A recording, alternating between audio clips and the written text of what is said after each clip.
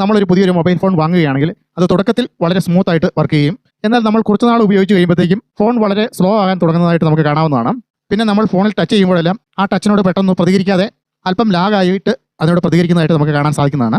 ഇത്തരം അവസരങ്ങളിൽ പലരും സ്വന്തം ഫോണിൽ ഈ ഒരു പ്രശ്നം പരിഹരിക്കുന്നതിനായിട്ട് ചെയ്യുന്ന ഒരു പ്രധാനപ്പെട്ട ഒരു കാര്യം എന്ന് പറയുന്നത് ഫോണിലുള്ള ക്ലീനർ ഉപയോഗിച്ച് ഫോൺ ക്ലീൻ ചെയ്യുക എന്നുള്ളതാണ്. പക്ഷേ അതുകൊണ്ട് യാതൊരു പ്രയോജനം ഇല്ല എന്നുള്ളതാണ് സത്യം. എന്നാൽ ഈ ഒരു വീഡിയോയിലൂടെ ഈ ഒരു പ്രശ്നത്തിന് ഫലപ്രദമായ ഒരു പരിഹാരം കാണിച്ചു തരികയാണ് ചെയ്യുന്നത്. അപ്പോൾ നിങ്ങൾക്ക് ഈ വീഡിയോ ഉപകാരപ്പെടും എന്നുള്ള കാര്യത്തിൽ യാതൊരു സംശയമില്ല. അതുകൊണ്ട് ഈ ഒരു വീഡിയോ സ്കിപ്പ് ചെയ്യാതെ നിങ്ങൾ ഫുള്ളായിട്ട് കാണുക. നിങ്ങൾക്ക് ഉപകാരപ്രദമായാൽ ഈ ചാനൽ ഒന്ന് സബ്സ്ക്രൈബ് ചെയ്യുക, ബെൽ ബട്ടൺ ഓണാക്കി ഇടുക, നിങ്ങളുടെ സുഹൃത്തുക്കളെല്ലാവരിലേക്കും ഈ വീഡിയോ ഒന്ന് ഷെയർ ചെയ്തെത്തിക്കുക. അതോടൊപ്പം ഈ വീഡിയോയ്ക്ക് ഒന്ന് ലൈക്കും കൂടെ ചെയ്യാൻ മറക്കാതിരിക്കുക. അപ്പോൾ നമുക്ക് വീഡിയോയിലേക്ക് പോകാം. അപ്പോൾ നമ്മൾ ഇൻട്രൊഡക്ഷൻ വീഡിയോയിൽ പറഞ്ഞതുപോലെ നമ്മുടെ ഫോണിൻ്റെ സ്റ്റോറേജ് നമ്മൾ ക്ലിയർ ചെയ്തെങ്കിൽ മാത്രമേ നമ്മുടെ ഫോണിൻ്റെ പെർഫോമൻസ് വർദ്ധിക്കുകയുള്ളൂ. ഫോണിൽ തന്നെ സ്റ്റോറേജ് ഫുള്ളായിട്ട് കിടന്നു കഴിഞ്ഞാൽ നമ്മുടെ ഫോണിലെ ടച്ച് ഒന്നും ശരിയായ രീതിയിൽ വർക്ക് ചെയ്യില്ല. അപ്പോൾ നമുക്ക് അതിന് വേണ്ടിയിട്ട് നമ്മുടെ ഫോണിലുള്ള ഇൻബിൽട്ട് ആയിട്ട് വന്നിരിക്കുന്ന ഒരു ഫയൽ മാനേജർ ഉണ്ട്. അത് ഗൂഗിളിൻ്റെ തന്നെ ഒരു ഫയൽ മാനേജറാണ്. ഈ ഫയൽ മാനേജർ നമ്മൾ ആദ്യം ഓപ്പൺ ചെയ്യേണ്ടതാണ്. ഫയൽസ് എന്ന് പേരുള്ള ഈ ഒരു ഫയൽ മാനേജറാണ് ഗൂഗിളിൻ്റെ ഫയൽ മാനേജർ. ഇപ്പോൾ പുതുതായിട്ട് ഇറങ്ങുന്ന എല്ലാ ഫോണുകളിലും ഗൂഗിളിൻ്റെ ഈ ഒരു ഫയൽസ് എന്നുള്ള ഈ ഒരു ഫയൽ മാനേജർ ഡിഫോൾട്ടായിട്ട് തന്നെ വരുന്നുണ്ട്. അപ്പോൾ നമ്മുടെ ഫോണിൻ്റെ സ്റ്റോറേജ് ക്ലീൻ ചെയ്യുന്നതിന് വേണ്ടിയിട്ട് നമ്മൾ വേറെ ആപ്പുകളൊന്നും നമുക്ക് ഇൻസ്റ്റാൾ ചെയ്യേണ്ട യാതൊരു കാര്യവുമില്ല. ഗൂഗിളിൻ്റെ തന്നെ ഈ ഒരു ഫയൽ മാനേജർ ഉപയോഗിച്ച് നമുക്ക് നമ്മുടെ ഫോണിൻ്റെ സ്റ്റോറേജ് ക്ലീൻ ചെയ്യാവുന്നതാണ്. അപ്പോൾ അതിനായിട്ട് ഈ ഫയൽസ് എന്നുള്ള ഈ ഫയൽ മാനേജർ നമ്മൾക്കൊന്ന് ഓപ്പൺ ചെയ്യാം. ഇവിടെ നമ്മൾ ഓപ്പൺ ചെയ്ത് വരുമ്പോൾ ഇങ്ങനെ ഒരു ഇൻ്റർഫേസിലേക്കാണ് വരിക. ഈ ഒരു ഇൻ്റർഫേസിൽ ധാരാളം ഓപ്ഷനുകൾ കൊടുത്തിരിക്കുന്നതായിട്ട് നമുക്ക് കാണാവുന്നതാണ്. താഴോട്ട് ഒരുപാട് ഓപ്ഷനുകൾ കൊടുത്തിട്ടുണ്ട്. നമുക്ക് നോക്കാനുള്ളത് ഏറ്റവും മുകളിലായിട്ടുള്ള സി ഓൾ എന്നുള്ള ഒരു ഓപ്ഷനാണ്. ആ ഓപ്ഷൻ നമുക്ക് ഇവിടെ ഓപ്പൺ ചെയ്യാം. അപ്പോൾ നമ്മൾ ഇങ്ങനെ ഒരു ഇൻ്റർഫേസിലേക്ക് നമ്മൾ ഇവിടെ വരുന്നതാണ്. ഇവിടെ നമുക്ക് ധാരാളം സെക്ഷനുകൾ കൊടുത്തിരിക്കുന്നതായിട്ട് നമുക്കിവിടെ കാണാവുന്നതാണ്. ഏറ്റവും മുകളിലായിട്ട് ഓരോരോ സെക്ഷനും നമുക്ക് മാറി മാറി നമുക്ക് ഒന്ന് ചെക്ക് ചെയ്ത് നോക്കാവുന്നതാണ്. ഓരോ സെക്ഷനും സെലക്ട് ചെയ്യുമ്പോൾ അതുമായിട്ട് ബന്ധപ്പെട്ടുള്ള ധാരാളം ഫയലുകൾ കാറ്റഗറി തിരിച്ച് താഴേക്ക് വരുന്നതായിട്ട് നമുക്ക് കാണാവുന്നതാണ്.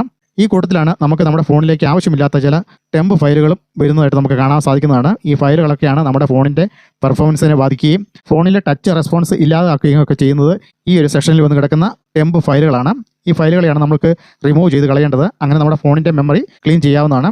ഈ ഒരു കൂട്ടത്തിൽ വന്ന് കിടക്കുന്ന ലിങ്ക് എന്നുള്ളൊരു കാറ്റഗറി ഉണ്ട്. ആ കാറ്റഗറിയിൽ വന്ന് കിടക്കുന്ന ഫയലുകളെല്ലാം നമ്മുടെ വാട്സാപ്പിൽ വന്ന് നമ്മൾ ഷെയർ ചെയ്തിട്ടുള്ള മറ്റുള്ളവർ ഷെയർ ചെയ്തിട്ടുള്ള എല്ലാ ലിങ്കുമായിട്ട് ബന്ധപ്പെട്ടുള്ള ഫയലുകളാണ് വന്ന് കിടക്കുന്നത്. ആ ഫയലുകളെ നമുക്കിതുപോലെ കാണാവുന്നതാണ്.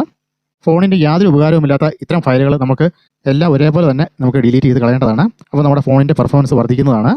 ഈ കൂട്ടത്തിലെ ഒരു ഫയൽ നമ്മൾ സെലക്ട് ചെയ്യുക. സെലക്ട് ചെയ്തതിന് ശേഷം ഏറ്റവും മുകളിൽ കാണുന്ന 3 ഡോട്ട് പ്രസ് ചെയ്യുക.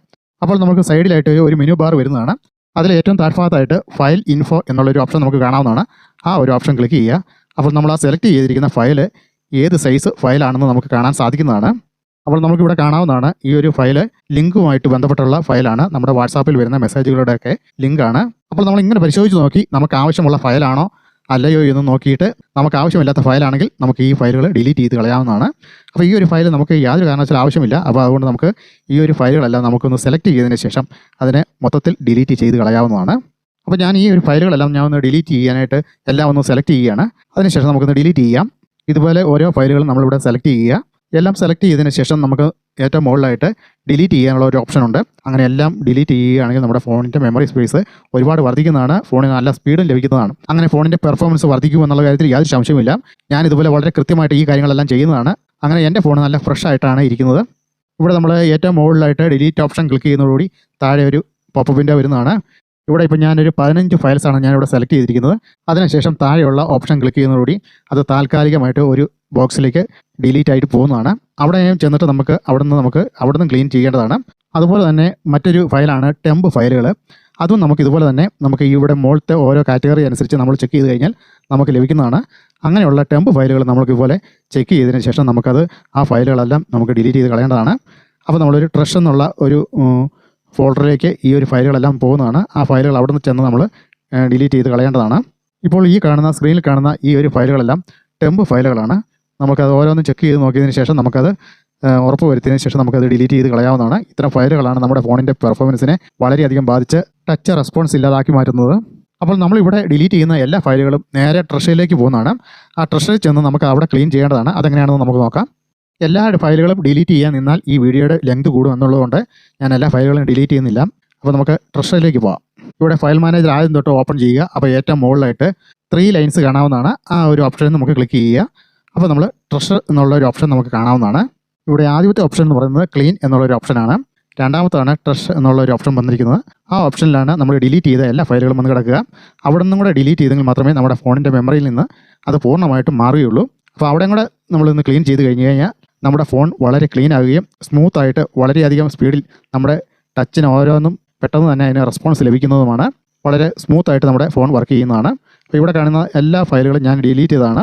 ആ ഡിലീറ്റ് ചെയ്ത ഫയലുകൾ ഈ ട്രഷ് എന്നുള്ള ഈ ഒരു ഓപ്ഷനിൽ നിന്നും ഇവിടെ ക്ലീൻ ചെയ്തെങ്കിൽ മാത്രമേ നമ്മുടെ ഫോൺ മെമ്മറി ഫ്രീ ആവുകയുള്ളൂ. അതും കൂടെ ചെയ്തതിന് ശേഷം നമ്മുടെ ഫോൺ നമുക്ക് വളരെ സ്മൂത്തായിട്ട് ഉപയോഗിക്കാൻ സാധിക്കുന്നതാണ്.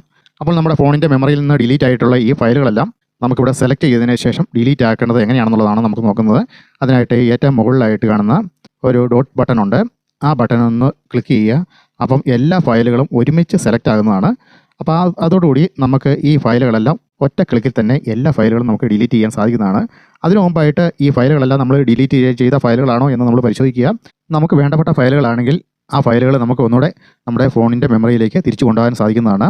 അപ്പോൾ ഇത്രയുമാണ് ഈ വീഡിയോയിൽ ഉൾപ്പെടുത്തിയിരിക്കുന്നത്. ഈ വീഡിയോ ഇവിടെ വൈൻഡപ്പ് ചെയ്യുകയാണ്. ഈ വീഡിയോ നിങ്ങൾക്ക് ഉപകാരപ്രദമായാൽ ഈ ചാനൽ ഒന്ന് സബ്സ്ക്രൈബ് ചെയ്യുക, ബെൽ ബട്ടൺ ഒന്ന് ഓണാക്കി ഇടുക. നിങ്ങളുടെ സുഹൃത്തുക്കൾ എല്ലാവരിലേക്കും ഈ വീഡിയോ ഒന്ന് ഷെയർ ചെയ്ത് എത്തിക്കുക. അതോടൊപ്പം ഈ വീഡിയോയ്ക്ക് ഒന്ന് ലൈക്കും കൂടെ ചെയ്യാൻ മറക്കാതിരിക്കുക. അപ്പോൾ നമുക്ക് അടുത്ത വീഡിയോയുമായി വരാം. അതുവരെ എല്ലാവർക്കും നന്ദി, നമസ്കാരം, താങ്ക് യു.